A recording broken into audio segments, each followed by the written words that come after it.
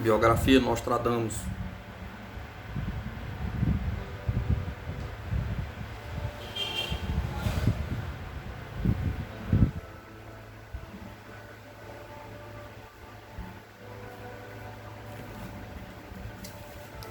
Nostradamus, sua vida, seu tempo e sua obra.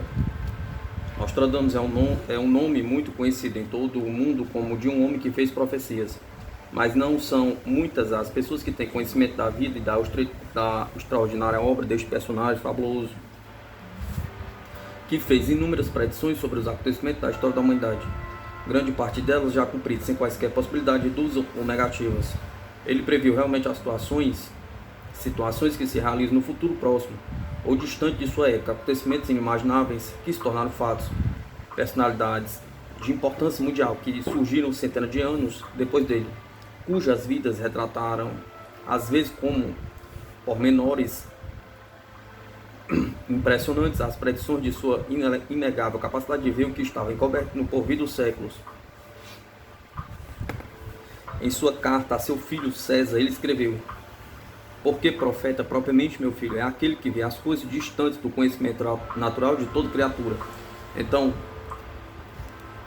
pela sua própria definição, ele foi um profeta, um inspirado, um vidente.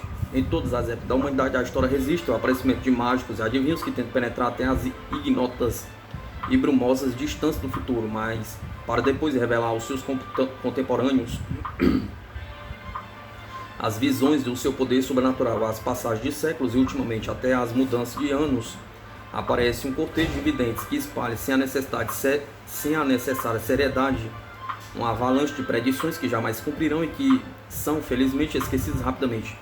Elas e seus criadores. Nostradamus não pode ser confundido no número de tais pessoas. Há mais de 4 séculos as suas profecias vêm sendo confirmadas pelo desenrolar da história da humanidade. Ele realmente só pode ter visto as cenas futuras que descreveu em suas quadras, cestilhas, presságios e epístolas. É um fenômeno sem dúvida fascinante, atrai e suscita a admiração pelo muito que já acertou comprovadamente e pelo mistério que sempre acompanhou a sua pessoa. Tal mistério ele procurou manter em suas profecias. Só os espíritos inquietos e perscrutadores, depois de ingentes esforços, conseguem penetrar e elucidar em parte suas inteligentes e complicadas mensagens, abrangendo um longo período de 4,5 séculos, pois as suas predições se projetaram até o ano 2000. Nostradamus foi o mais fecundo e o mais minucioso de todos os profetas que já existiram até os nossos dias. Esse estudo que apresentamos sobre sua vida e o seu tempo e a sua produção profética é inteiramente baseado na obra de Paul Wattlet, que nos pareceu bastante complexo, especulativo e sério, apresentando fatos novos e interessantes que esclarecem pontos duvidosos das origens da personalidade da obra do biografado, dando uma visão panorâmica bem nítida e cheia de pormenores de modo a ser, de ser e de pensar não somente de Nostradamus, mas também de seus contemporâneos mais ilustres. Segundo Wattlet, todas as pistas que poderíamos nos levar a uma compreensão da personalidade histórica de Nostradamus foram voluntariamente embaralhadas. Vão-se procurar as fontes mais naturais, que são as 2 biografias escritas por membros de sua família, Crônicas da Provença por seu irmão Jean e História e Crônica de Provença por seu filho César. Encontram-se informações de que Nostradamus nasceu no seio de uma família de médicos, tanto pelo lado de seu pai como pelo lado de sua mãe. Seu avô pai de seu pai, Pierre de Nostradamus, teria exercido seus talentos médicos na cidade de Arles, mais ou menos nos meados do século XV. Era um homem prudente que, percebendo falhas nos remédios manipulados pelos boticários da cidade, que os tornavam até mesmo nocivos à saúde, passou a fabricar ele mesmo os medicamentos que receitava aos seus clientes. Tal procedimento provocou a cólera dos donos de laboratórios que se julgaram lesados por uma concorrência desleal e expulsaram o incômodo doutor da localidade. Pierre de Nostradamus, depois de algumas peregrinações, teria entrado para o serviço do bom rei René de Anjou. Este era um cargo importante. Além dos condados de Anjou, do Maine e da Provença, a dinastia tinha também a soberania sobre muito contestado sobre Nápoles e a Sicília. O rei tinha sua residência mais permanente no castelo de Tarascon, onde havia uma corte das mais brilhantes da época. A impressão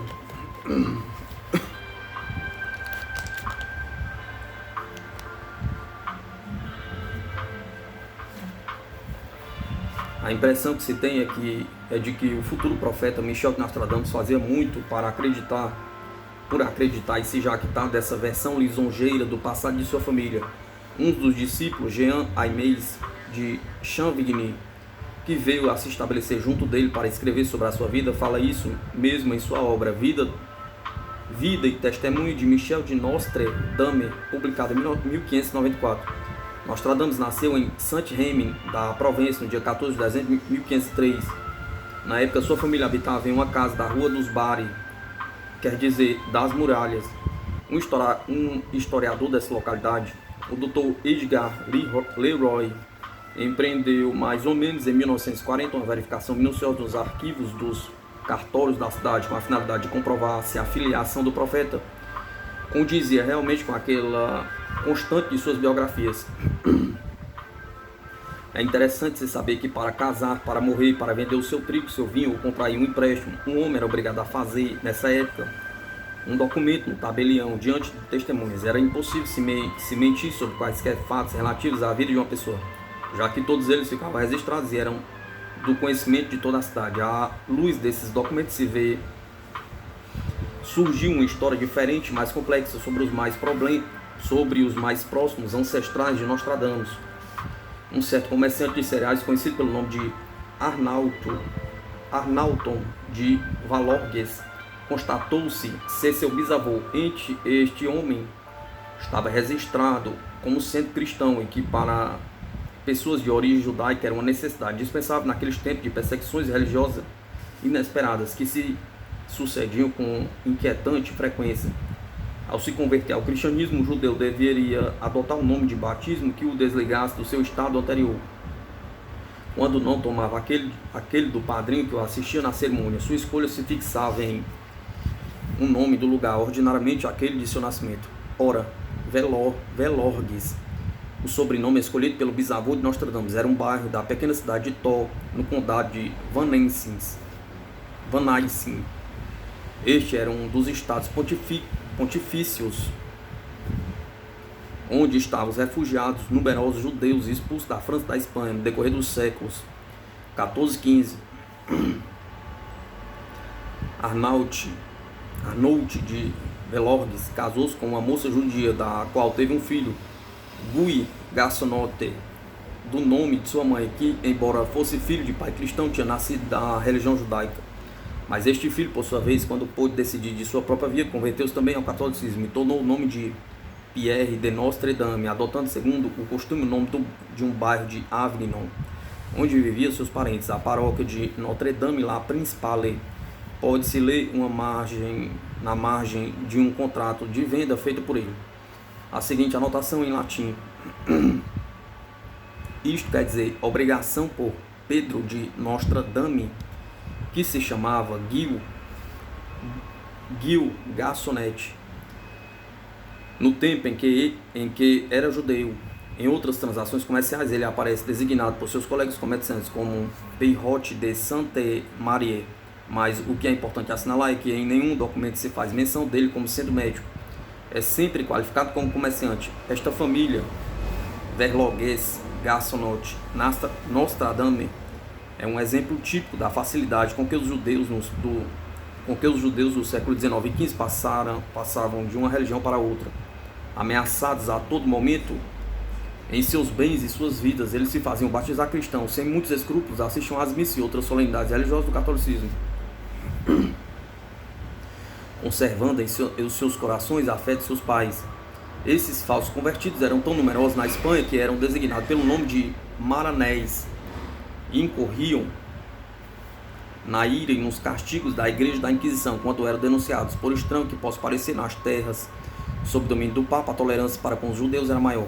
A administração do condado de Venancy pouco perturbava os seus negociantes asseguravam relativa tranquilidade para criar suas famílias e desenvolver suas múltiplas atividades.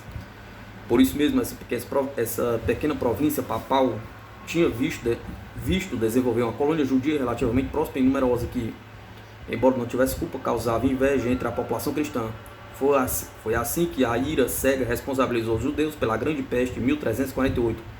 Eles teriam, dizia-se, fabricado um pó venenoso que jogava nos rios, nos poços e nas fontes.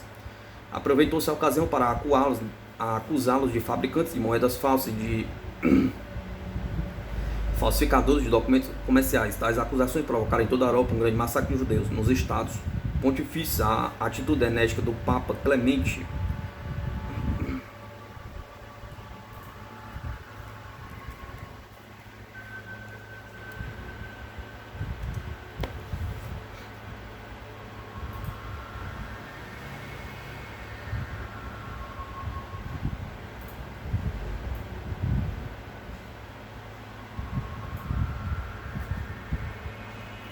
A atitude enérgica do Papa Clemente IV conseguiu atenuar essa perseguição injusta, como a multidão poupava aqueles que se fizessem batizar. Apresentaram-se tantos convertidos que o Papa ordenou vigorosamente que se fizesse cessar o escândalo dessas conversões forçadas. Se no condado de Venacin, por intervenção direta do Papa, a situação ia adquirindo cores menos negras na vizinhança Provença, a vida foi sempre dura com a comunidade israelita do século XV. O conde de Provença nomeou alguns homens para que se encarregassem de protegê-lo contra as pilhagens periódicas de que era vítima. Em 1484, 4 anos depois da morte do bom rei René, quando a Provença foi incorporada à França, começou uma nova perseguição aos judeus. Umas 50 pessoas foram obrigadas a se batizar imediatamente. A comunidade se dirigiu através de seus chefes ao rei Carlos VIII, mas este se mostrou desinteressado pela sorte dela. Em 1493, os judeus foram expulsos de Arles, em 1496 de Tarascon. Todavia, em Marselha, a sua sorte era melhor. Os 34 médicos da comunidade judaica tinham provado exemplar devotamento à população durante as epidemias de pestes, e lhes ficaram reconhecida.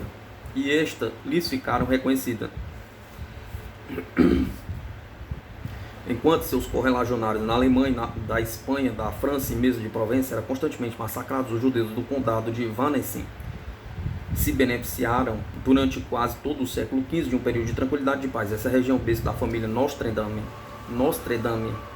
tornou-se uma verdadeira terra de asilo para os perseguidos e proscritos de toda a Europa, mas este afluxo de imigrantes acabou por inquietar as municipalidades de Carpetras e Cavaillon.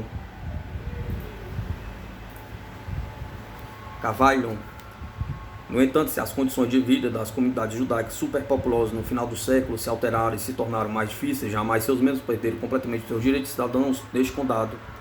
Eles continuaram crescendo e se multiplicando nas localidades onde tinham se fixado primeiramente, sabendo que Nostradamus era judeu de nascimento. Essas informações sobre a situação política e social da comunidade israelita à época de seu nascimento que perdurou sem maiores alterações durante toda a sua vida. Pretende tornar compreensíveis algumas atitudes que ele pôs em prática em seu relacionamento com outras pessoas, certamente com a finalidade de se cercar de proteções adequadas num ambiente sempre hostil aos homens de sua raça. Paul Watelet tem mais algumas informações interessantes sobre a vida do povo judeu naquela parte da Europa no final do século XV e princípio do século XVI. As constantes imigrações de judeus para o condado de Venacin se explicam não somente pela tolerância dos papas e pelo bom recebimento que tinham em Avignon, mas também pela prosperidade desta cidade.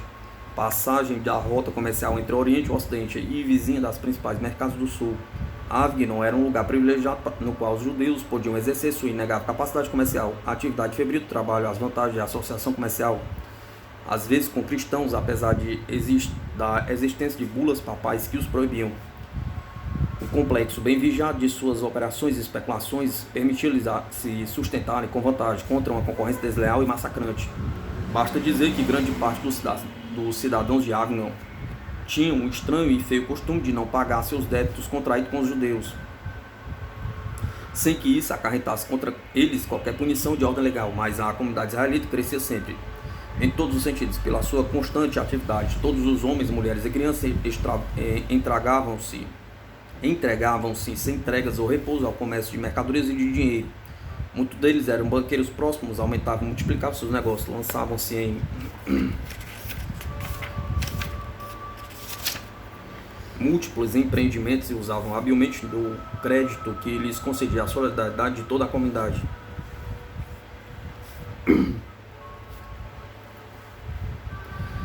Por outro lado, eles sabiam também ter uma humildade conveniente diante dos poderosos, dos homens colocados em posição de mando, dos quais sempre obtinham os favores de que necessitassem. Não hesitavam em pagar liberalmente os serviços que lhe eram prestados pelos defensores de seus interesses. Não bastante para o procedimento, as bulas pontificais e os éditos municipais os sobrecarregavam com impostos e taxas. A tolerância que recebiam não era gratuita. Pagavam multas às autoridades pela menor infração, aos numerosos interditos a quem estavam submetidos. Pagavam para a manutenção das tropas, da polícia, até mesmo aos irmãos pregadores encarregados de sua conversão. Pagavam ao clero uma espécie de alvará de autorização para cada cerimônia religiosa, casamento, enterro, etc., que ia celebrar, e contribuíam compulsoriamente para as igrejas católicas. Pode parecer que esses trabalhos infatigados, ao mesmo tempo comerciantes, banqueiros, agricultores, conseguiam fazer grandes e rápidas fortunas, mas não era assim que acontecia. Os regulamentos duros com eles, as posturas coercitivas conseguiam enfraquecer e até terminar com alguns sucessos mais visíveis, sem que se esqueça também as calamidades naturais, como as pestes e as intempéries, que eles sofriam como todo mundo. A maior parte dos judeus ganhava penosamente a sua vida, e era só depois de muito tempo que os proscritos conseguiam reconstruir suas fortunas destruídas pela perseguição e pelo exílio. Aqueles que conseguiam se tornar realmente ricos era pela força do trabalho constante, da ordem, da economia e até de privações. Preocupavam-se pouco com o seu bem-estar, eram inimigos do luxo e dos prazeres dispendiosos, renunciando de fato a todos os prazeres da vida para trabalhar sem interrupção e acumular dinheiro. Esse traço de seu caráter lhe rendia inimigos no meio hostil em que viviam. Todavia, apesar da inveja e do menosprezo de que sua raça era vítima, Nostradamus era muito orgulhoso de sua ascendência judaica, que ele sempre fazia questão de reivindicar em todos os lugares. Segundo ele, sua família descendia da famosa tribo de Isacar, que lhe tinham transmitido seus dons de clarividência e de profecia. Os da tribo de Isacar eram homens sábios e experimentados, capazes de discernir e observar todos os tempos, fecha aspas.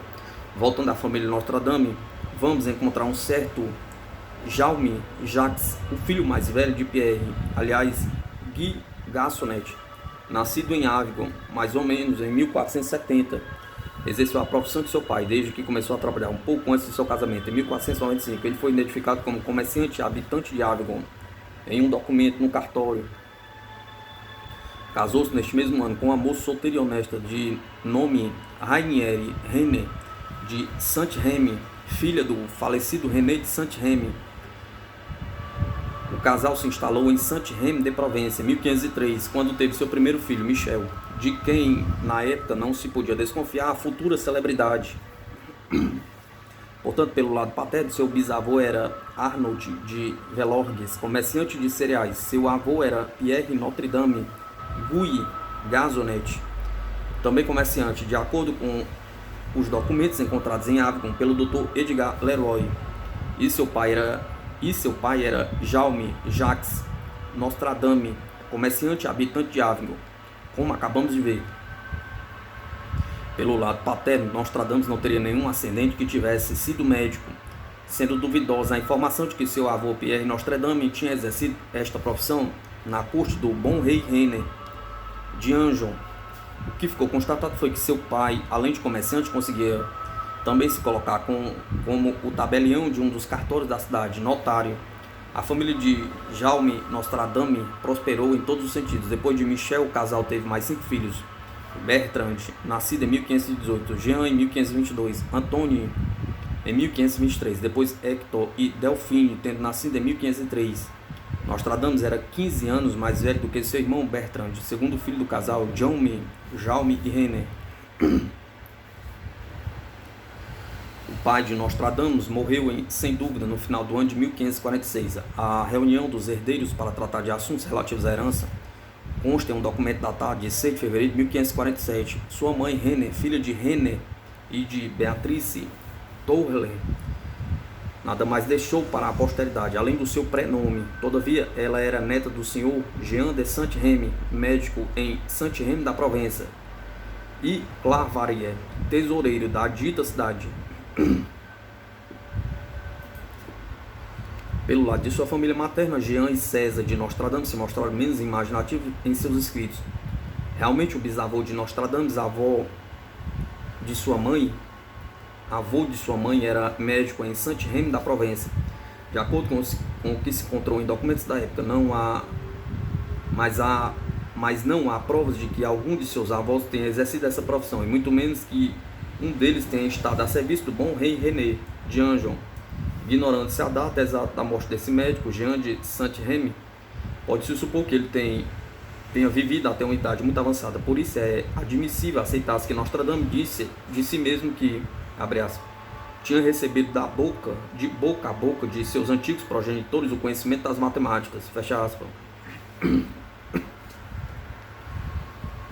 Sabendo que seu avô paterno, Pierre, o comerciante, havia morrido antes do casamento de seus pais, pode-se deduzir que seria o bisavô médico, Jean de Saint-Rémy, que, morando em casa da família, transmitia alguns conhecimentos ao bisneto Michel. Sabe-se que os médicos do século XV tinham frequentemente uma cultura que abrangia a matemática, a astrologia e a química. Na verdade, era uma alquimia com toques de magia e outras matérias. Jean Ames de Chavigny, que foi, como já se viu, discípulo de Nostradamus, conta que ele partiu muito jovem ainda de Saint-Rémy para Avignon para fazer o seu curso de humanidades, como dizia então. No entanto, ele já era dono de uma boa bagagem de conhecimentos gerais, pois, como escreve o mesmo Chavigny, Nostradamus instruía e maravilhava seus colegas de colégio com o seu conhecimento já bem acentuado nas disciplinas que eles apenas começavam a estudar. Discorria tão frequentemente que, com tanto prazer sobre os meteoros e os astros, que passaram a chamá-lo de o jovem astrólogo. Por trás do possível exagero desses louvores, pode-se, entretanto, descobrir o gosto pelo saber, a curiosidade do espírito e o bom aproveitamento dos múltiplos conhecimentos que teria recebido de seu bisavô médico. Certamente Nostradamus ainda seria muito jovem quando seu bisavô morreu, mas dotado em toda a sua vida de uma memória excepcional, jamais se esqueceria dos ensinamentos recebidos dele. A personalidade desse velho perante parente o marcaria para sempre. Testemunhos de seu tempo de colegial em Avignon relataram em seus escritos que Nostradamus compreendia com a maior facilidade tudo que os professores lhe ensinavam. Tinha uma memória tão boa que podia recitar textos que tivessem lido apenas uma vez. Juntava a esta faculdade preciosa um julgamento sólido sobre o que mais lhe convinha. Tinha espírito penetrante, era alegre e educado com sua conversação. Em sua conversação, em Avignon, cidade de seus ancestrais,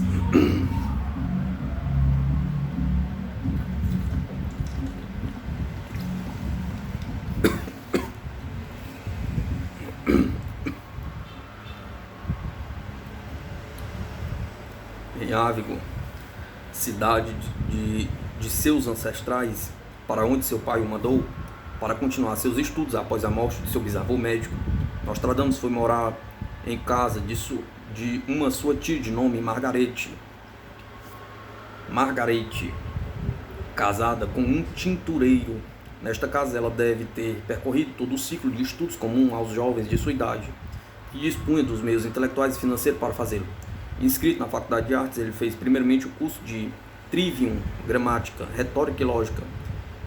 Em seguida, o curso de Quadrivium, Aritmética, Geometria, Música e Astronomia. Este programa seguia a classificação de Aristóteles que prevaleceu durante toda a Idade Média. e que ainda servia de base no princípio do século XIV.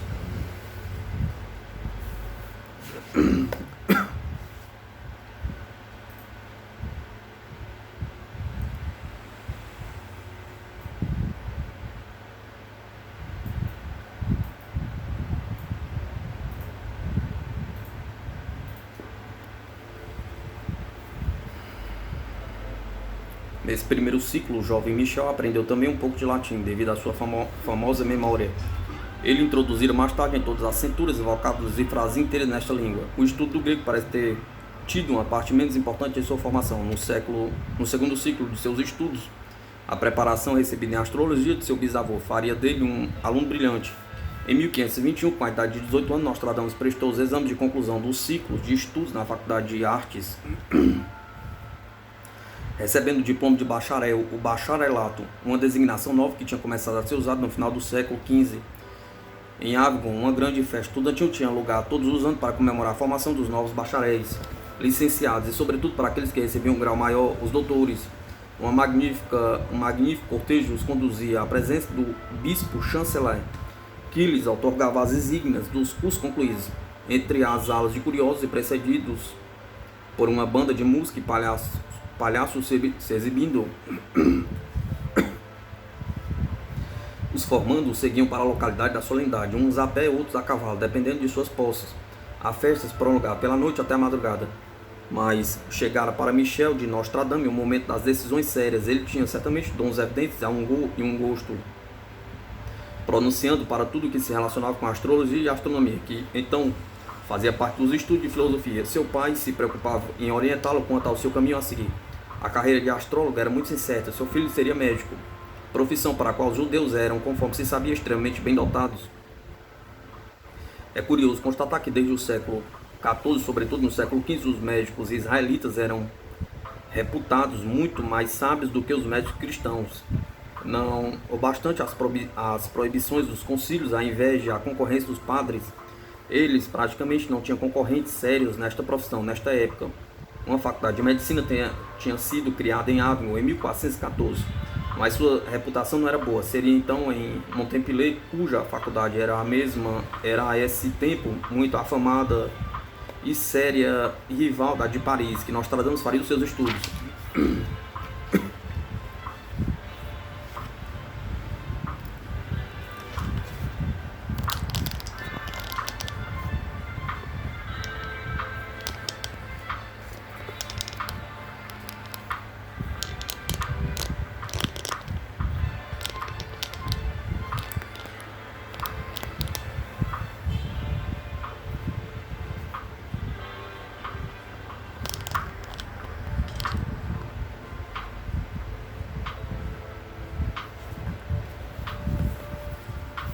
Assim que Michel de Nostradamus concluiu seu bacharelado na Faculdade de Artes de Avignon, uma epidemia de peste assolou a região. Essa terrível moléstia havia se tornado endêmica na Europa desde a famosa epidemia de 1348, que devastou o continente, matando aproximadamente 25 milhões de pessoas, praticamente um quarto da população da época. Desta vez o mal veio de Languedoc. O jovem Michel devia, apesar da situação de calamidade pública, começar seus estudos em Montpellier. Naquele primeiro ano nos que se lhe seguiram, seu curso foi frequentemente interrompido por causa da peste, que atemorizava e dispersava alunos e professores. Mas nessas interrupções, Nostradamus continuava a se instruir, dedicando-se à fabricação e experimentação dos remédios da época. No seu prefácio de seu Traité des Fardements et Confitures, datado de 1555, ele escreve falando de si mesmo, empregando a maior parte de seus jovens anos na fabricação de remédios, nos conhecimentos na exploração das propriedades das plantas medicinais. Andou por diversas terras e países desde o ano de 1521 até o ano de 1529, procurando incessantemente perscrutar e saber a origem das plantas e de outras coisas simples, a fim de obter dados sobre suas qualidades, quer dizer, medicinais. Na verdade, seguir suas andanças durante esses anos seria muito difícil. Segundo Balthazar de Guinaldi, ele teria seguido corajosamente os caminhos da peste, de Avignon para Narbonne, Toulouse e até Bordeaux, para tentar descobrir o mistério da terrível doença e testar o efeito de seus remédios sobre ela. Teria feito nessa época os primeiros ensaios práticos de sua ciência. Sabe-se que durante esses anos a vida foi muito dura para as populações pobres dessas regiões. Em 1523 o inverno foi tão rigoroso que os trigais gelaram em toda a França. Em 1524 a invasão de uma parte da Provence pelos imperialistas levou à desolação entre o povo, que em 1525 a peste atacou com insistência e desapareceu. Comentou-se que milagrosamente para retornar com mais vigor em 1528. No ano de 1525, a peste assolou com desudado rigor a região de Languedoc. Nostradamus, fazendo seu curso de medicina, resolveu combatê-la. Pode-se imaginar o jovem estudante ainda inexperiente percorrendo as ruas empestadas das cidades meridionais. O isolamento dos doentes pelas autoridades era praticamente com uma ferocidade nunca vista. Eles eram confinados atrás das portas e janelas fechadas ou encerrados no interior das muralhas, entregue aos cuidados de bêbados, mendigos e miseráveis lavadeiras. As casas onde havia pessoas atacadas pela peste eram marcadas com uma cruz e os que morriam eram levados para fora da cidade, colocados em pilhas que eram recobertas de cal viva. Os mais atingidos aconselhavam que se lutasse contra a besta selvagem, segundo uma expressão de Galeno, acendendo grandes fogueiras encruzilhadas para purificar o ar. Seus conselhos eram seguidos e as casas dos que morriam eram imediatamente incendiadas. Quanto aos médicos, isso é muito interessante. Eles deviam se fazer reconhecer amarrando sinetas a seus pés para afastar deles os que estivessem bem de saúde, naturalmente para não fazer com que perdessem tempo. Eles usavam uma túnica vermelha por baixo da qual vestiam várias camisas embebidas em algum antisséptico.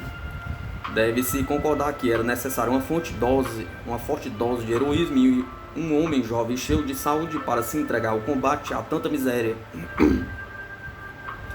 Apesar dos cuidados que tomavam do algodão colocado no nariz e do alho moído na boca, o risco de contágio era muito grande. Durante essa epidemia, a atuação de Nostradamus deve ter sido notável pelo seu desprendimento e coragem, pois foi no combate a ela que adquiriu grande reputação e ficou conhecido como o médico da peste.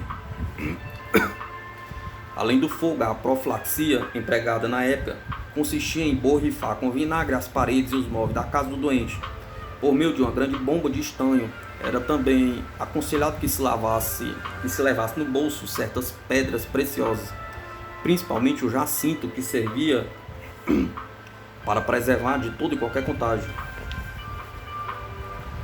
Em sua perseguição à peste por povoações e cidades, Nostradamus ia colhendo e experimentando novas plantas de composição de remédios. Ele achava que era na própria natureza que deveria procurar um medicamento para combater todos os males. Em seus raros momentos de descanso, em alguma pousada ocasional, ele estava sempre preparando cataplasmas e aguentos diversos, que experimentava primeiro em si mesmo. Foi provavelmente durante esse período sombrio que conseguiu a fórmula para fabricar a famosa droga preservadora, a qual viria a dever o seu nome como médico. Eis aqui a sua receita: serragem de madeira de cipestre, o mais verde possível, 1 onça, cerca de 30 gramas, íris da Florença, 6 onças, cerca de 183 gramas, cravo da Índia, 3 onças, cerca de 91 gramas, calamos odoratus, 3 gramas, cerca de 3 dracmas, cerca de 11 gramas, madeira de aloés, 6 dracmas, cerca de 22 gramas. Tudo isto reduzido a pó deveria ser misturado a uma maceração de 300 ou 400 rosas vermelhas recém-colhidas, portanto frescas e bem limpas. O produto final era uma fórmula de pílulas canônicas cujas pontas poderiam ser, em caso de necessidade, acesas para o uso em fumigações. Tais pílulas deveriam ser postas para secar a sombra. Às vezes, ajuntava-se a esta fórmula o pó de violeta, de ambar cinzento e de almiscar, uma fórmula semelhante a esta. Fez, alguns anos mais tarde, a fortuna do boticário Mercúrio.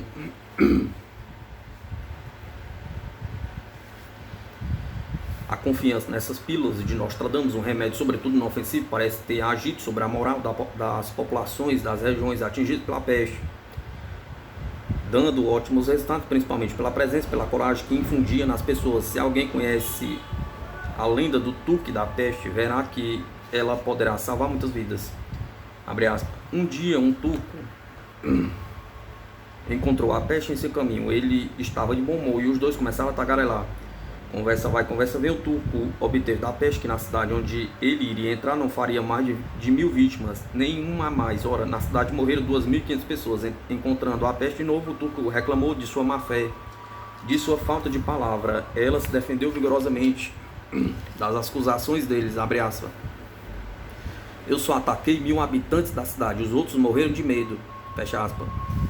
As pílulas de Nostradamus davam às pessoas justamente a coragem e a confiança diante do mal.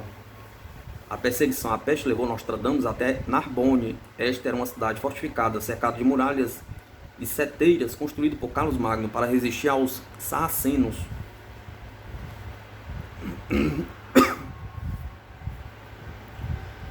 Ali ele havia chegado em terra amiga, porque então a maioria da população era de origem judaica. Além daqueles que tinham sido expulsos da Espanha, inúmeros judeus chegavam a Narbonne de todas as partes do mundo para seguir os cursos de aprendizagem com celebres talmudistas e alquimistas que residiam na cidade. O jovem médico aproveitou a ocasião para aprofundar seus conhecimentos nesses dois campos. Depois, de acordo com seus primeiros biógrafos, ele foi para Carcassonne, onde o flagelo tinha feito sua aparição. Nesta cidade, como havia feito em outras, dedicou-se com devotamento a cuidar dos doentes, fazendo uso de uma pomada que acabara de inventar e da qual se mostrava muito orgulhoso. Ele mesmo fez a publicidade de sua nova composição medicamentosa, anunciando que tinha conseguido fazer uma muito poderosa e muito útil composição para a saúde do corpo humano, a qual era de grande virtude e eficácia. Pode-se ler, e vou escrever aqui sobre a composição que fiz muitas vezes para Monsenhor, reverendíssimo bispo de Carcassonne, Monsenhor Armanier de Fais, com o uso da qual ele sentia que seu corpo ganhava nova vida. Por meio dessa composição, o temperamento melancólico se transformava em sangue, mesmo que a causa dele seja dois humores discrepantes. Assim, esta composição rejuvenesce o personagem que a usa. Se é uma pessoa triste e abatida, torna-se alegre e divertida. Se é um homem tímido, torna-se audacioso. Se é taciturno, torna-se afável pela mudança de seu temperamento. Se ele começa a branquear os cabelos da barba, a velhice lhe é retardada, aumenta a semente espermática em tal abundância que o homem passa a fazer tudo o que quiser, sem se enfadar ou se alterar. Conserva seus 4 humores em tal simetria e proporção que, se o homem sofria de tais enfados, nunca mais poderá tê-los. Compreende-se perfeitamente que o bispo de Carcassonne reclamasse a repartição continuada dos potes dessa incomparável pomada. Nostradamus jamais publicou a fórmula de tão excelente medicamento. De Carcassonne ele seguiu para Toulouse, sempre sobre o lombo de sua mula, e parando pelas estradas nas pequenas povoações. Chegando a Toulouse, admirou a altura inusitada das casas, que tinham frequentemente um número impressionante de torres e torrinhas. Nostradamus começou a ficar conhecido na cidade e se alojou numa bela casa da rua Trippieri, perto da praça do Capitólio.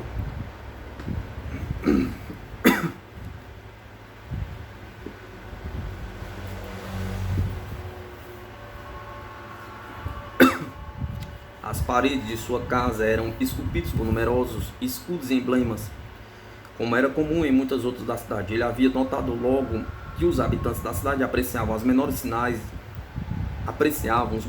de nobreza, daí ter arranjado tal casa para se estabelecer. Tudo em Toulouse o agradava, e ele demoraria por muito tempo lá, onde fez muitos amigos e recebia com prazer.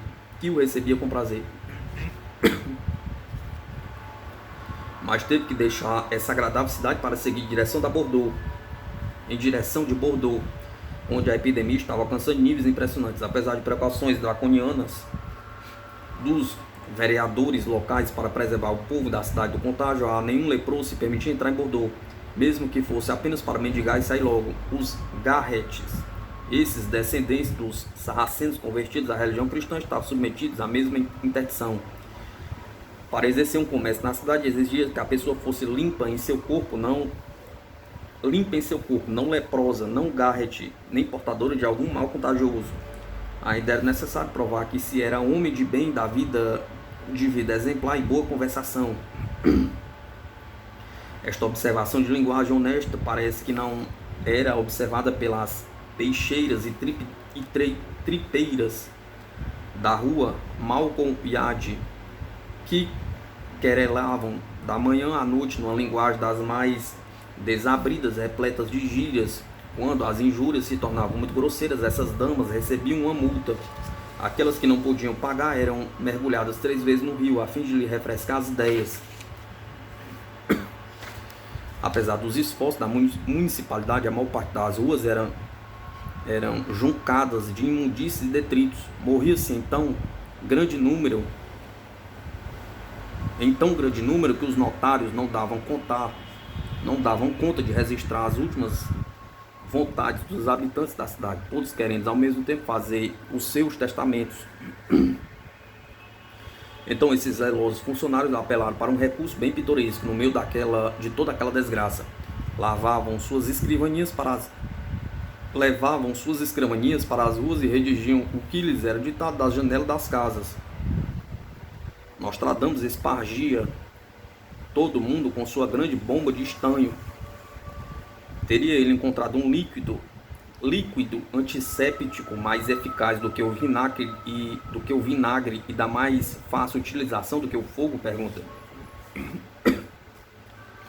A epidemia parecia se extinguir a sua aproximação.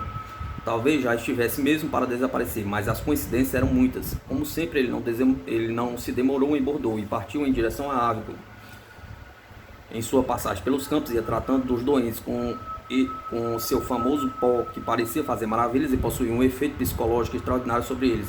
É preciso dizer que durante esses anos em andanças, ele não parou de enriquecer seus conhecimentos de médico e de boticário, rebuscando aqui e ali, compondo e experimentando novas fórmulas. Avignon era a cidade de sua juventude. Ele julgou rápida e severamente a colônia médica da cidade, cujos membros, segundo sua crítica, não tinham mais do que o vento nas cabeças e viviam discutindo sobre vãs questões de honorários. Abre aspas. Eles preferem as riquezas deste mundo miserável, que parece aquelas que se adquirem com o saber durar para sempre. Fecha aspas. Quanto a ele, instalou-se em um quarto de albergue com todos os seus potes e quimeras. Tinha fabricado uma geleia de morangos e de uma soberana beleza, bondade salvadora por excelência, própria para se apresentar diante de um rei. Aqui se conservava boa para uso por um longo tempo. Ele deu um pote dessa geleia ao cardeal de Clermont, legado de Avignon, e ao grande senhor do Rudes, de passagem pela cidade em 1526. O próprio Francisco I a apreciava muito, além de suas visitas aos doentes e aos boticários. Nostradamus consagrava uma grande parte de seu tempo às obras da livraria de Avignon, bem mais rica à época do que a do rei. A epidemia da peste foi se acalmando aos poucos. A faculdade de Montpellier abriu suas portas. Parece que o jovem médico Nostradamus havia adquirido uma incomparável experiência durante aqueles anos de peregrinação. À base da medicina oficial, ele acrescentara todos os segredos dos boticários e dos curandeiros que encontrara. Em Narbonne, recebeu ensinamentos sobre a cabala e a alquimia. Em Avignon, estudou os tratados dos antigos e leu obras sobre astrologia. Rapidamente, ele tinha assimilado todos os conhecimentos necessários a um verdadeiro médico da Renascença. Seu contemporâneo, Jean Fermion, que pode ser considerado como o maior médico da época, era ao mesmo tempo astrólogo, filósofo, astrônomo e matemático. Foi ele que mediu o grau do meridiano de Paris. A cultura científica de um médico era então, como já se viu, extremamente diversificada. A astrologia era ensinada nas escolas nas classes de quadrivium, no curso para bacharelado em artes. Sua aplicação na medicina teve origem na Babilônia. Desenvolveu-se a época helenística e chegou à Europa no final da Idade Média, por intermédio dos árabes, em particular, graças aos médicos judeus e espanhóis. A astrologia, em seguida a medicina astrológica, iria exercer uma grande influência geral desde o século XV. Na Itália, ela crescia muito, tendo como principais adeptos papas, reis e imperadores. Certos espíritos, homens de renome, a combateram vivamente, como por exemplo Pic de la Miradonle, Mirandole, que a chamava a peste da medicina. Mas ninguém era indiferente à medicina astrológica, e os estudantes, em seus momentos de folga, procuravam se instruir sobre a matéria, discutindo no meio cosmopolita das universidades, em latim e em língua internacional. A medicina astrológica baseia-se sobre o zodíaco, do qual os dirigentes signos, assim como os planetas, influenciam os corpos humanos. Assim, a cabeça é regida por Áries, o pescoço por Touro e o peito por Câncer, etc. Jerome Carden atribuiu às rugas da fronte humana a influência dos planetas, enquanto que Tim Barre, o célebre astrônomo, diz que o coração, fonte calorífica do corpo, corresponde ao Sol, o cérebro, a Lua e o baço, víscera, a Saturno.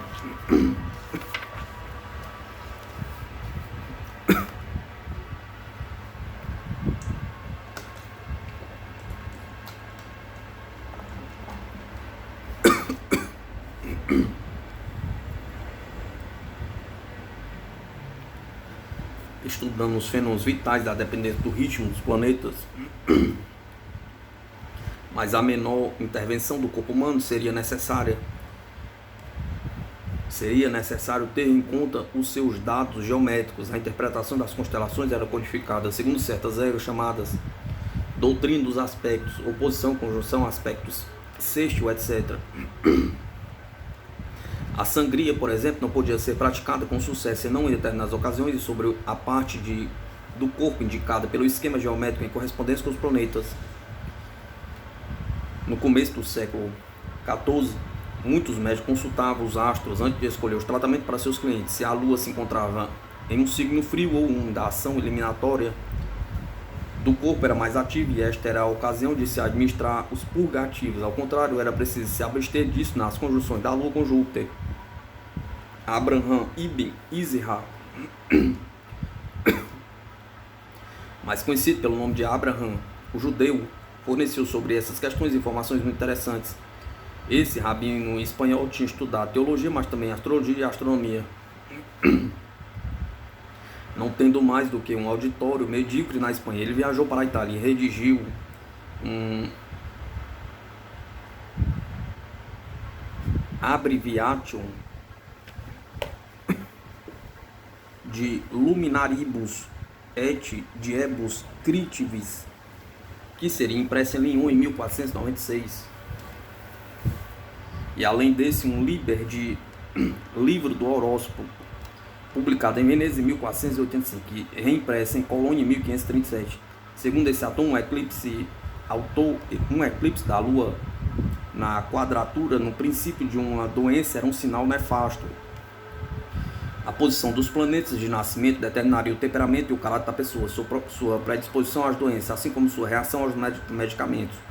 Todas as famílias de recursos mandavam fazer os horóscopos de seus filhos quando nasciam. Os dos príncipes eram confiados aos astrólogos de maior reputação. A Lua correspondia à água e comandaria a fleugma, Marte, planeta vermelho, seco e quente, governaria a cólera. Saturno, terroso e mais frio, patrocinaria a tríplice dos melancólicos. Júpiter, quente e úmido, regiria o ar e o sangue, e por conseguinte um homem sanguíneo resistente.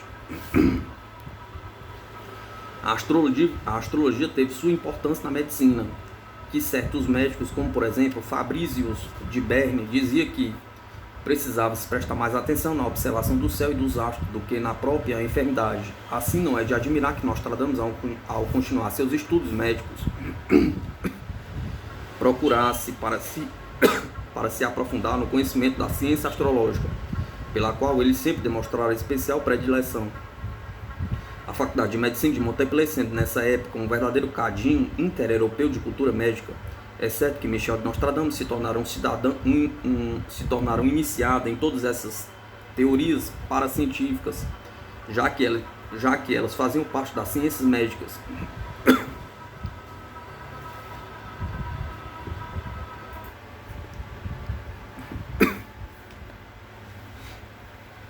Além disso, o meio judeu-cristão de sua família facilitava sua iniciação em todos os segredos da Cabala, mesmo que ele não utilizasse inicialmente essas doutrinas tendentes a tumultuar o ensino oficial. Seu germe estava depositado nele à época de seus estudos e de sua aprendizagem profissional, Michel de Nostradamo voltou, pois, a Montpellier em 1529, admitindo a apresentar a sua tese de doutorado, provavelmente em 1532. Em 1533 ele estaria em Agen, apresentou diante de todos os membros da faculdade reunidos para o ato os resultados de seus estudos e pesquisa, explicando a composição dos novos medicamentos de sua invenção, descrevendo os resultados obtidos com eles. Ali as coisas não se passaram muito bem para ele. Havia utilizado remédios não autorizados pela faculdade e os universitários reunidos sob a presidência de seu patrono, Antônio Romier, não podiam admitir a eficácia deles. O presidente do júri, seu próprio patrono, era o mais empenhado em tentar confundi-lo. Em verdade, todos os seus examinadores estavam ciumentos da notoriedade já adquirida por Michel de Nostradamus, e quanto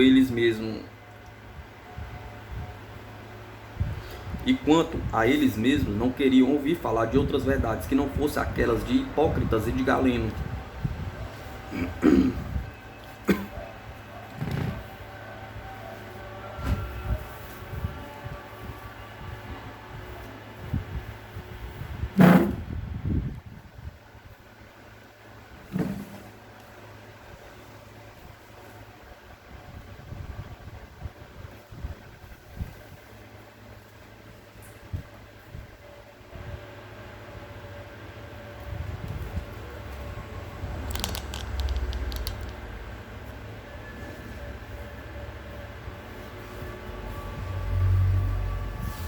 Mas a assistência aplaudiu os novos conhecimentos de Nostradamus, assim como a sua familiaridade com os órgãos do corpo humano.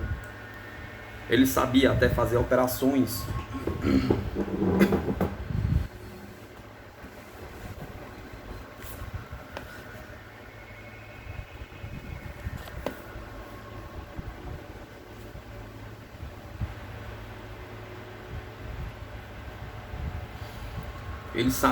operações o que era útil para um futuro médico, se bem que esse trabalho manual fosse geralmente reservado aos cirurgiões.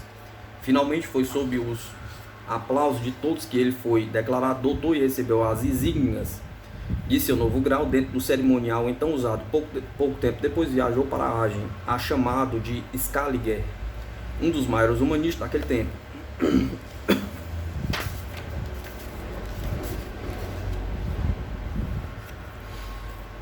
Na época em que o bispo Marc Antonio, pertencente à grande família italiana dos Della Rovere, da qual saiu o Papa Júlio II em 1503, chegou a Agen mais ou menos no ano de 1520. Estava acompanhado do mestre Júlio César Scaliger, um homem de cerca de 40 anos, de aspecto majestoso, conhecido como um dos maiores espíritos da Renascença.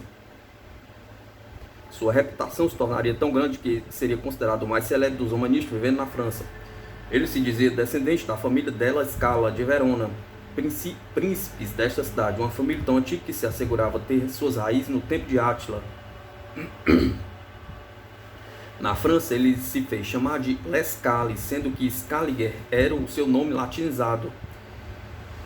Essa pretensão de Júlio César Scaliger a uma ascendência principesca foi combatida pelo filósofo alemão Gaspar Schoper, que também cedeu à moda de se latinizar o nome e passou a se chamar por Isiopius, segundo quem o pai de Scaliger não tinha sido um príncipe, mas um pintor de nome Benedetto Bardoni, que tinha o hábito de assinar suas obras desenhando uma escada. Por isso passou a ser chamado de Della Scala. A explicação de Gaspar Schoper, ou Isiopius, como ele gostaria de ser citado, é pelo menos inteligente. Todavia, alguns dos humanistas contemporâneos de Scaliger, entre eles até alguns seus adversários, pareceram não ter posto em dúvida suas origens principescas. O próprio Rabelais estava persuadido disso. No entanto, afirmava que Scaliger era de origem eslava e que seu nome real deveria ser Scaliger. Todas essas considerações em torno dele só permitiram deduzir que Scaliger, Lescali ou Scaliger foi em seu tempo um homem importante.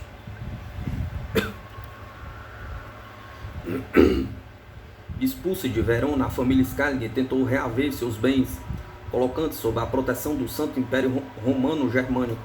Mas os venezianos, que tinham se apoderado de suas terras, não cederam às pressões e ficaram com elas em caráter definitivo. Refugiados na Áustria, Júlio César Scaliger e seu irmão Tito entraram como pajens na corte do imperador Maximiliano e depois seguiram a carreira militar.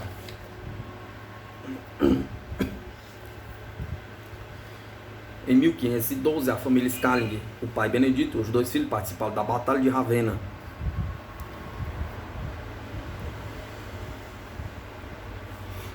Contra os franceses, Benedito e Tito foram mortos. Quanto a Júlio César, ficou caído como morto no campo de batalha. Restabelecido de seus ferimentos, ele foi feito cavaleiro pelo imperador, que lhe conferiu as esporas de sua nova condição e um colar de ouro preso ao qual havia a reprodução de uma águia. Tudo como recompensa de sua bravura. Scaliger fez com que seu pai e seu irmão fossem enterrados em Ferrara, junto com sua mãe, que morrera de desgosto, ainda com sua noiva, que se suicidara, acreditando que ele também tivesse morrido em Ravenna. Afonso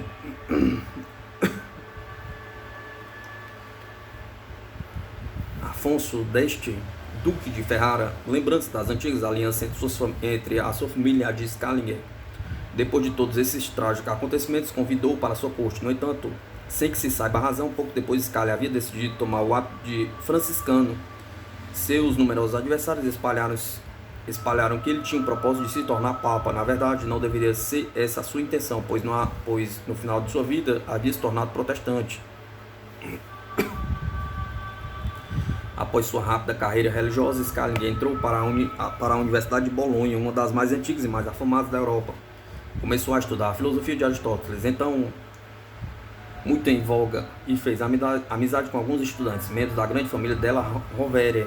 Ao deixar Bolonha, onde já era considerado como um mestre, Scaliger voltou à carreira militar. Desta vez, junto aos franceses, o Marechal Lautrec, governador de Milão, deu a ele o comando de uma centena de cavaleiros. Foi à frente deles que Scaliger aprisionou o comboio que escoltava a amante do Duque de Savoia e seu tesouro, feito pela qual foi considerado como um herói. Suas atividades militares não o impediram de continuar a se instruir. Interessou-se nessa época pelas ciências médicas, graças a um doutor de Turim, seu amigo. Leu e assimilou rapidamente as obras de Hipócrates e de Galeno. Aproveitou-se de suas expedições guerreiras para estudar botânica e fazer uma coleção de plantas medicinais. Ao mesmo tempo, satisfazendo o desejo de aumentar sua cultura, ele aprendeu grego. Com a idade de 40 anos, lutou na Itália, nos Países Baixos, na Grécia e na Macedônia, sempre comandando uma tropa de mercenários. Foi então que resolveu abandonar a carreira militar para se consagrar à medicina. Sua fama se espalhou rapidamente e chegou ao conhecimento de Antonio della Rovere, bispo de Agen, então residindo na Itália. Esse bispo resolveu visitar sua diocese francesa e convidou Scaliger para acompanhá-lo como seu médico particular. Este achou que não podia recusar a sua companhia a um antigo companheiro. No entanto, impôs algumas condições para seguir com ele para a França. Não tinha o menor desejo de se demorar num país que passava por ser bárbaro. Aos olhos de um italiano bem educado, ele regressaria à Itália o mais breve possível. Mas aconteceu que Scaliger ficou encantado com a recepção que lhe foi feita em Agen. Amigo do bispo, ele foi recebido com todo respeito, estando alojado no palácio episcopal. Fez relações com uma sociedade bem mais polida do que aquela que ele encontrava. Fez relações com uma sociedade bem mais polida do que aquela que ele esperava encontrar.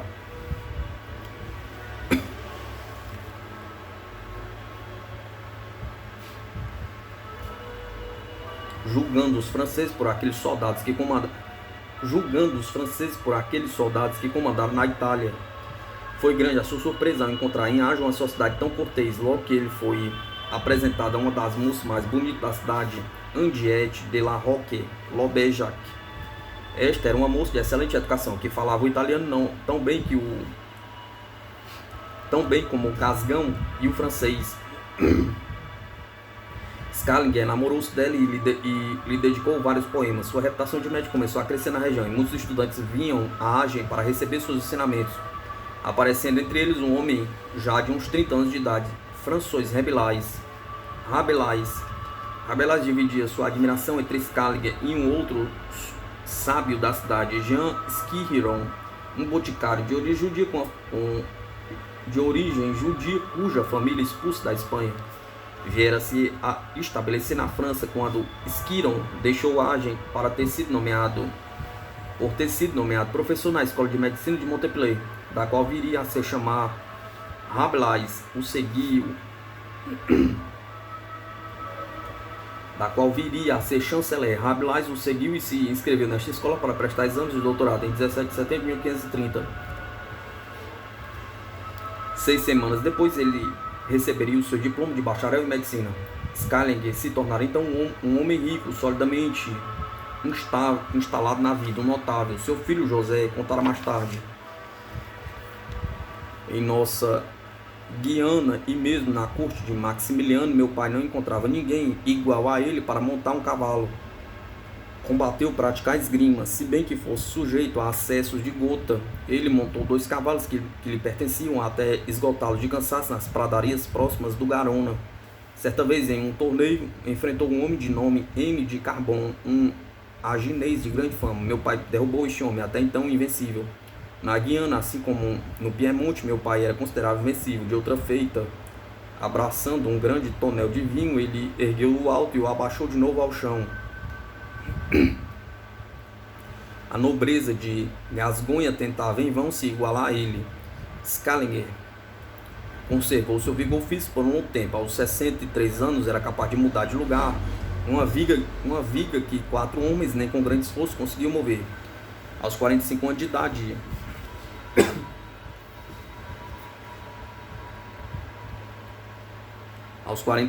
de idade, em 3 de abril de 1529, Scaliger casou-se com Henriette, que tinha então apenas 16 anos. A diferença de idades era maior do que aquela aconselhada por seu mestre Aristóteles, que recomendava a um homem de 37 anos casasse com uma moça de 20. Todavia, o casamento de Scaliger e Henriette seria muito feliz. Duraria 30 anos e ela lhe daria 15 filhos. Sua jovem esposa lhe levaria bens importantes. O domínio de Montbrach, que receberia o nome de Verona em lembrança dos ancestrais de Scaliger, e uma casa situada na rua Saint-Georges, sobre o frontal da qual seria esculpido o brasão dos príncipes de Verona. Um pouco antes de seu casamento, Scaliger havia recebido cidadania municipal e depois, por carta patente de Francisco I, em março de 1528, foi naturalizado francês. Segundo essa carta patente, conservada atualmente nas coleções da American Philosophical Society, a naturalização era concedida a Jules César de Lescales de Bourdons, que declarava querer residir definitivamente em Agen e poderia no futuro obter todos os direitos concedidos a um súdito do rei da França. Estabelecido, bem casado, tornado um notável, Scaliger participava de como um cônsul da vida da cidade. Em 1532 foi eleito para este cargo.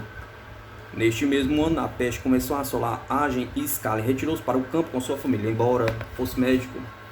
Todavia, aproveitando-se da situação de penúria da cidade, solicitou aos seus colegas cônsules que o isentasse definitivamente do pagamento do imposto da talha, um tributo municipal, em troca do que ele prometia socorrer os habitantes em tempos de epidemia, cuidar dos leprosos e ajudar os pobres. A isenção definitiva do imposto lhe foi concedida e Scaliger passou a cumprir escrupulosamente as suas promessas. Seu filho conta o seguinte: a piedade de meu pai era verdadeiramente enorme, mas a sua caridade e a consideração que dedicava aos pobres era muito maior. No fim do outono, ele adquiria e distribuía entre eles os tecidos que os protegiam contra os rigores do inverno. Fazia com que distribuísse alimentos para eles e depois nos chamava e nos explicava que os pobres eram os nossos irmãos, que devíamos dedicar a eles uma amizade fraternal.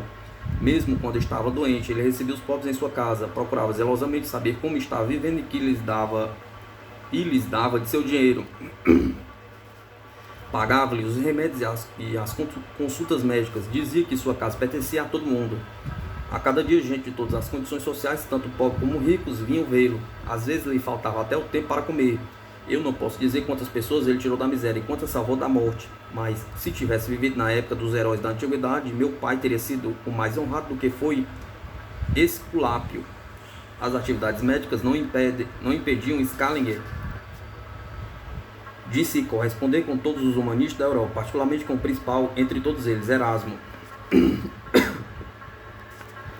com a qual trocava uma volumosa correspondência em latim, as mais das vezes polemizando a respeito de Cícero. Todavia, junto a seus concidadãos, a notoriedade de Scaliger era devido aos seus conhecimentos médicos. De todo o meio dia da França, as pessoas vinham para consultá-lo. Muitas queriam apenas vê-lo, suas correspondências eram enormes. Entre as numerosas cartas que recebi, uma interessou particularmente a Scaliger. Foi a que lhe dirigiu Michel de Nostradame. Scaliger convidou para ir visitá-lo em Agde e Nostradame aceitou imediatamente o convite, tendo mesmo feito o plano de se instalar definitivamente naquela cidade, junto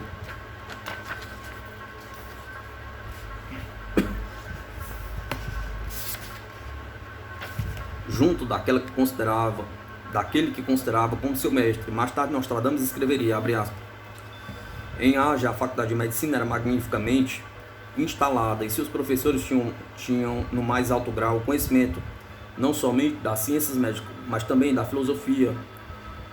De Platão, desde a chegada à cidade de Júlio César Scaliger, este parecia a Nostradamus ser o pai da eloquência ciceroniana. Na poesia era um segundo Virgílio, e na medicina 2 Galenos. Como se pode ver, Nostradamus tinha e demonstrava grande admiração pelo novo amigo e mestre. Scaliger deve desde o princípio lisonjeado por ser alvo de tal admiração, nem mesmo se preocupar com a possibilidade de que Nostradamus viesse a lhe tirar uma parte de sua clientela. Este, confirmando a sua propalada intenção de se estabelecer definitivamente em Agde, casou-se lá e logo sua mulher lhe daria 2 filhos, um menino e uma menina. Segundo uma história que se conta, aliás, controvertida, os 2 médicos passaram a ser considerados pela população da cidade como os mais úteis de seus concidadãos.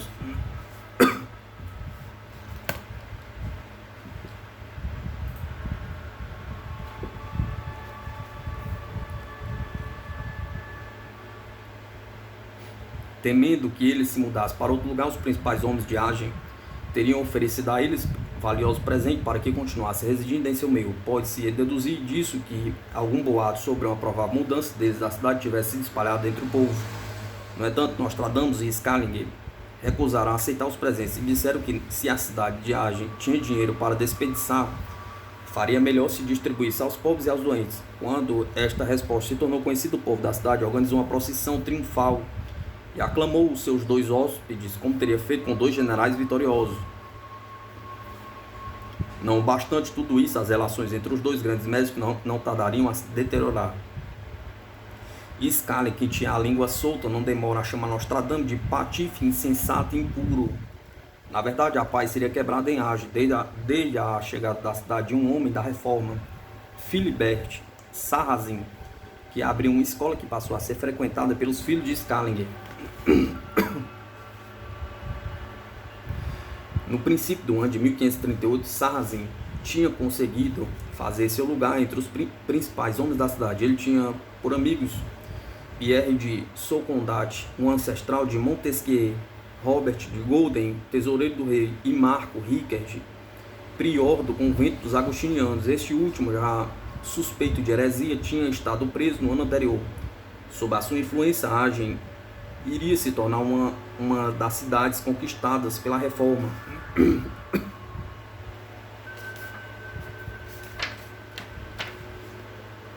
No mês de março de 1538, um dominicano, Luís de Rochette, inquisidor pelo Languedoc, e o duque de Guiana receberam uma ordem do rei para deixarem Toulouse, onde residiu, seguir para Agde com a missão de acabar com a heresia em franco crescimento lá. Pregando na catedral da cidade, Luís de Rochette pediu a todos que o ouviam que denunciasse o suspeito de terem aderido à reforma, contra as quais deveriam testemunhar diante dele. Mais de 70 denúncias foram feitas. 3 regentes da escola de Sarrazin foram interrogados e foram descobertos livros de Erasmo, de Zwinglio e de Lutero, até mesmo um exemplar de um livro de Calvino, que só seria publicado 10 anos mais tarde, foi encontrado. No dia 10 de março, Pierre Allard, Nicole Maurer e Jean de Largue foram presos. Sarrazin, o mais diretamente ameaçado, empreendeu a fuga, provavelmente aconselhado pelo próprio inquisidor Louis de Rochette. Este secretamente parecia ser mais ou menos favorável à reforma. Em meados de abril, ele desapareceu da cidade, deixando em seu lugar seu adjunto Antônio Richard. Mais tarde, esses dois homens seriam presos e queimados, acusados de sodomia. Na verdade, o terrível castigo que sofreram deveu-se a terem aderido à reforma quando estavam encarregados de combatê-la. Schelling, desde o princípio, estava implicado nas investigações. Ele fora acusado de ter consigo livros proibidos, de ser amigo de Sarrazin, de ter dito que a quaresma não tinha sido instituída por Cristo nem pelos apóstolos, que a transubstanciação não era artigo de fé. Finalmente lhe exprobava comer carne nos dias da abstinência. Havia muita coisa para se mandar o homem para o carniceiro.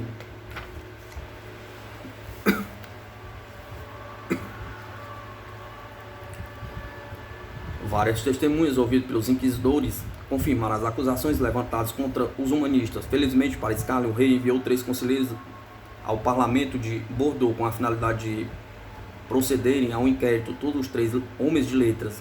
Guilfroy de Lachensagne era um poeta que escrevia em latim. Arnaud Leferron era de longa data amigo de Schelling. E Brian de la Vallée tinha conhecido o acusado por intermédio de Rabelais. Schelling não teve nenhuma dificuldade para refutar as acusações que pesavam sobre ele. Ele foi declarado ser bom católico, graças às intervenções dos conselheiros reais.